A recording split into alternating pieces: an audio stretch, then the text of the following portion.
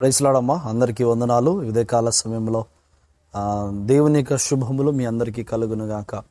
దేవుని మహాకృపను బట్టి మరొక దినమున మీ ఎదుట దేవుడు నడిపించి దేవుని వాక్యంను మీ ఎదుట దేవుని వాగ్దానమును ఉంచడానికి దేవుడు కృప చూపించాడు. 2 కొరింథీయుల పత్రిక 5వ అధ్యాయము 17వ వచనంలో దేవుడు చక్కటి మాటను కొరింథీ సంఘాన్ని పౌలు గారికి ఒక ఉత్తరాలు రాస్తూ చక్కటి మాట అంటాడు. కాగా ఎవడైనను క్రీస్తునందు ఉన్న ఎడల వాడు నూతన సృష్టి, పాతవి గతించెను, ఇదిగో కొత్తవాయను. సమస్తమును దేవుని వలనే ఆయన మనలను క్రీస్తు ద్వారా తనలో సమాధానపరచుకొని ఆ సమాధానపరచు పరిచర్యను మాకు అనుగ్రహించెను. ఆమేన్, హల్లెలూయా.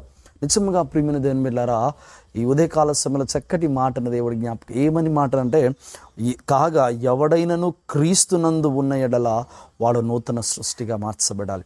క్రీస్తును కలిగిన వారము, దేవునిని కలిగిన వారము, క్రీస్తులో జీవించిన వారము ఎలా ఉండాలి అంటే నూతన సృష్టిగా మార్చబడాలి. నూతన సృష్టి అని ఎప్పుడు అనుకుంటామంటే, పాతవి గతించబడినప్పుడు వీడు పరిపూర్ణత చెందాడు, వీడు నూతన పరచబడ్డాడు, వీడు నూతనమైన జీవితాన్ని ప్రారంభించబడ్డాడు అని యొక్క జీవితాన్ని మనము దేవుడు ఉదయకాల సమయంలో కొరింథీ సంఘానికి రాస్తున్న పౌలు గారు చెప్తున్నాడు. అయ్యా, ఎవడు క్రీస్తునందు ఆశీర్వదించబడతాడు, ఎవడు క్రీస్తునందు దీవించబడతాడు, ఎవడు క్రీస్తునందు మహిమపరచబడతాడు, ఎవరు క్రీస్తును ఎవరు ఆశీర్వదిస్తారు అని వారు అడిగినప్పుడు వారి దానికి ఆన్సర్ చెప్తున్న మాట ఏంటి తెలుసా? వాడు క్రీస్తునందు ఎవడైతే పాతవి గతించెను నూతన సృష్టిగా మార్చిన వాడు, పాతవి గతించెను ఇదిగో కొత్తవి వాడి జీవితంలోకి వస్తాయి. నిజంగా ప్రియమైన దేవుని బిడ్డలారా, మన జీవితంలో నూతనమైన ఆశీర్వాదాల కొరకు మనం ఎదురు చూస్తూ ఉంటాం, నూతనమైన కార్యాల కొరకు ఎదురు చూస్తూ ఉంటాం, మన బిడ్డల జీవితంలో నూతనమైన మేలు కొరకు ఎదురు చూస్తూ ఉంటాం, దేవుని కార్యాల కొరకు మనం ఎదురు చూస్తూ ఉంటాం. మనం అనేకమైన సందర్భాలలో ప్రభువా మా జీవితంలో ఎప్పుడెప్పుడు కార్యాలు చేస్తాడా, ఎప్పుడెప్పుడు మేలు చేస్తాడా, ఎప్పుడెప్పుడు దేవుని కార్యాలు దేవుని క్రియలు మా జీవితంలో నెరవేర్చబడతాయా అని మనం ఎదురు చూస్తుంటాం. అందుకే దేవుడు అన్నాడు, ఎదురు చూచు వారి జీవితంలో కార్యము ఎప్పుడు జరుగుతుంది అంటే వాడు నూతన సృష్టిగా మార్చబడినప్పుడు. నూతన సృష్టిగా ఎప్పుడు మారుతాడు? వాడి జీవితంలో ఉన్న పాపపు బ్రతుకును విడిచిపెట్టినప్పుడు, పాపపు జీవితాన్ని విడిచిపెట్టినప్పుడు ఆయన ఏమంటాడు? పాతవి గతించెను, ఇదిగో కొత్తవాయను. ఎప్పుడైతే పాత జీవితము పోతుందో కొత్త జీవితం వస్తుంది. ఇప్పుడు చెట్లు ఉందనుకో, మన రోడ్డు మీద వెళ్తున్నప్పుడు మన ఇంట్లో చెట్లు ఉంటాయి, ఎండాకాలం వస్తే అవి వాడిపోతుంటాయి, శీతాకాలంలో వాడిపోతుంటాయి, కొన్ని శీతాకాలంలో చిగురిస్తూ ఉంటాయి, కొన్ని చెట్లు ఎండిపోతూ ఉంటాయి. టోటల్గా దానికి ఉన్న లీవ్స్ అన్నీ ఏమైపోతాయి అంటే నేలకు పడిపోతూ ఉంటాయి. తిరిగి అది ఏం చేయబడుతుందంటే నూతన పరచబడుతుంది. ఒక్కొక్కటి శ్రేష్టమైన గాలిని, శ్రేష్టమైన నీడను దేవుడు కలగజేసి. అందుకే దేవుడు ఏమంటాడు తెలుసా?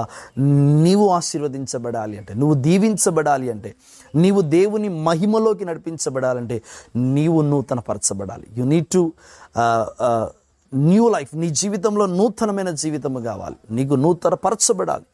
You need to remove all the old things in your life. నీ జీవితంలో పాతవి గతించిపోయినప్పుడు దేవుడు కొత్తగా నీ ఇంట్లోకి అడుగు పెడతాడు. కనుక నా ప్రియమైన దేవుని బిడ్డలారా, నీ జీవితంలో నా దేవుడు అడుగు పెట్టాలి అంటే, నీ కుటుంబంలో దేవుని కార్యాలు జరగాలి అంటే, నీ కుటుంబంలో దేవుని మేలు జరగాలి అంటే నువ్వేం చేయబడాలి తెలుసా?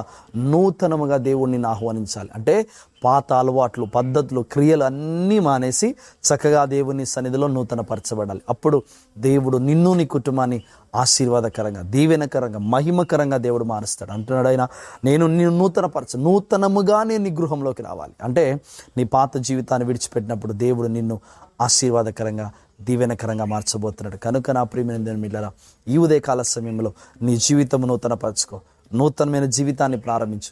ఆశీర్వాదకరమైన జీవితము, జీవనకరంగా, మహిమకరంగా నీ గృహంలో ఏ కార్యముల కొరకైతే నువ్వు ఎదురు చూస్తున్నావో నీకు నూతన సృష్టిగా దేవుని సన్నిధిలో మార్చబడినప్పుడు ఆ కార్యాలు నెరవేర్చబడతాయి. అటువంటి కృప మనందరికీ అనుగ్రహించబడిన గాక. తల వంచుకొని ప్రార్థన చేసుకుందాం. పరిశుద్ధ ప్రేమగల తండ్రి, నీకు స్తోత్రం.